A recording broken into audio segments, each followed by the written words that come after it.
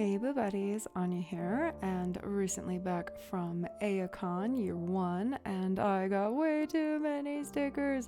Look at this big pack of stickers. I did not keep track of how much money I spent on stickers.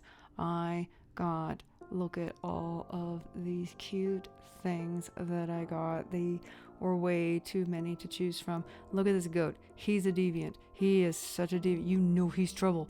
Oh my gosh, I love him so much. Let's see. Then there's some more spooky stickers. This one says, witches get stitches or give stitches. Yeah, witches give stitches. That's so much fun. And and then these holographic ones that are way too pretty for the likes of me, created by way too cool artists. Don't ask me to keep track of where they all came from. I went around to everyone at least 5 times over the weekend and looked at everything, and honestly, if it's not on the back of the sticker, I can't keep track. Down to business. All right, since you all loved my K-drama bingo playing book thing that I did a couple weeks ago, we are going to add a bit to it, and here's what we're going to do. While I still think K-drama is the superior playing game, we're going to make a variant for J-dramas, Japanese dramas, and C-dramas, that's Chinese dramas. So some of these bingo things from our K-drama card we can keep, and we can just move straight over into our J-drama playing card. Product placement is my free space on K-drama, and I just don't think they do the same product placement stuff that they do in J-dramas and K-dramas. I just don't think it works here, so we'll have to think of something. But some things that we can keep are Twirl Away from Danger, Pinky Promise. That is, those go across all 3 country ways of storytelling. We got Doctoring Small Injury. What are some other ones that we can keep? So we can keep a bunch of these.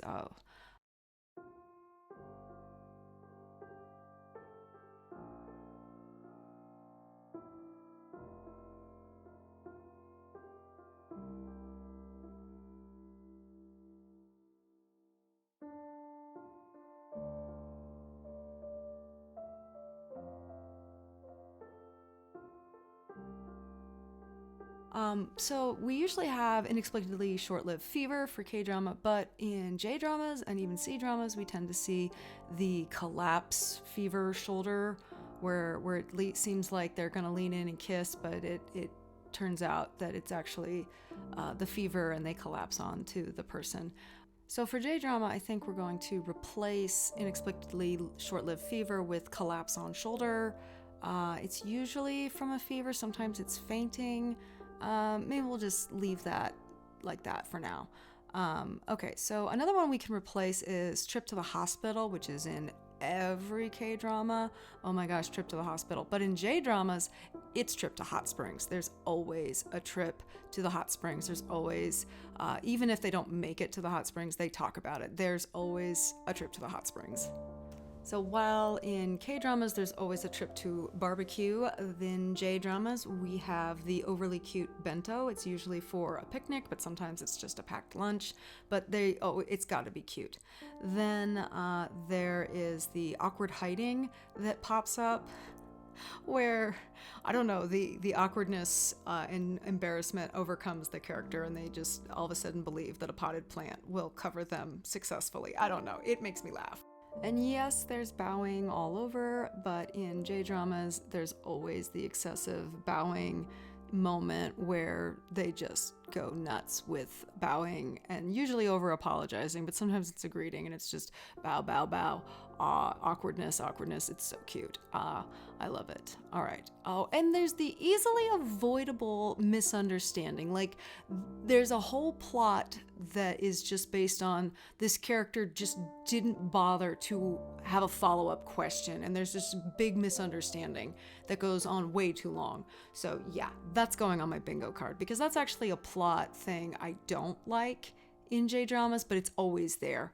So yeah, we're going to add that to the card. Next is yukata, or traditional clothes. Unless it's a historical or fantasy drama, they always will have traditional clothes come up where they'll have an event where they go.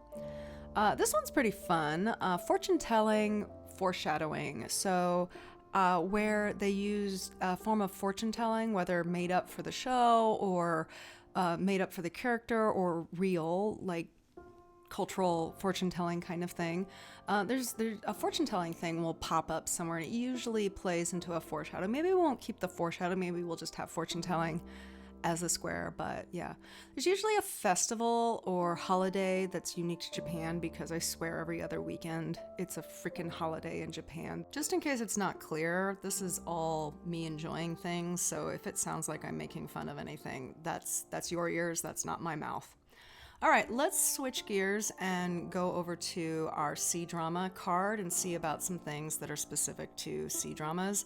And one right off the top, of course, is the period care moment. They love their body functions are normal in China, and I love them for that. Okay, so we get our product placement free square back, absolutely, because oh my goodness, the product placement is out of control. So some other things that pop up in C-dramas. I've got Drag from Room. Is that just C-dramas? I feel like that could be any of them. Maybe that needs to go add to my other list.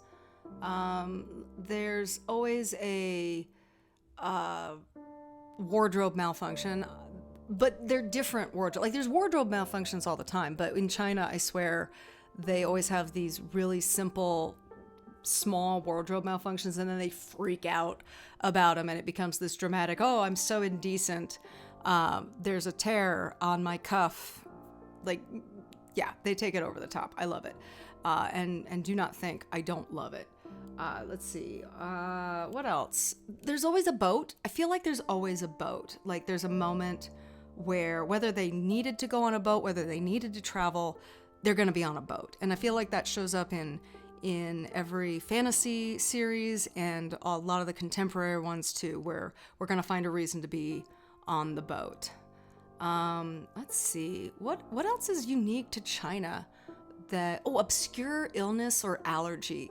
They love this. I've seen this in J-dramas too and animes, but they really love it in the C-dramas on a level that it seems to pop up. I think it can go on the card here, but I think we're gonna have to fill this in with some of the ones we've already used. I don't know. This is still a lot of blank spaces to use, so we really gonna have to, well, number one, we're gonna have to watch more dramas, but we're gonna have to compare what we can use on each card. I mean, there's things that are definitely unique to which country the dramas are coming from, but we can definitely use a lot of the ones we've already used. We gotta have a pinky promise, we gotta have our fall and catch, we gotta have the accidental kiss.